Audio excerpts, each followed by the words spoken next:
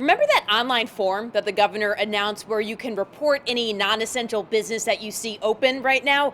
Well, that form has garnered thousands of responses, and each one kicks off its own investigation that begins with the state's compliance response team. We have received 13,844 as of this morning, so almost 14,000 complaints.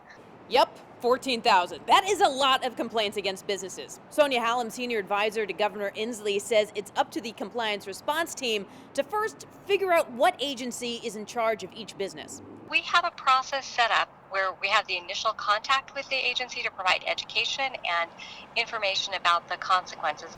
For example, someone reports a contractor still working on a site when they shouldn't be. Well, the Department of Labor and Industry is the agency that oversees that business, and it's up to them to contact the contractor. Each agency does that a little differently. L&I says they would call them by phone. The Department of Licensing would send this, what they call a letter of education, basically saying, hey, we don't know if you know that you're a non-essential business, but you need to stop operating. We don't want to have to use any enforcement mechanisms. We're just hoping that people, when they understand the proclamation, will voluntarily comply, and that's been overwhelmingly the response. Sonia says so far all the businesses contacted have complied, but what if they don't?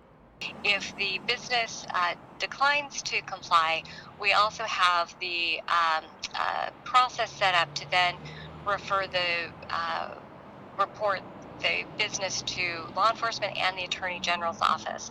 Violating the governor's proclamation could come with a penalty of $250,000.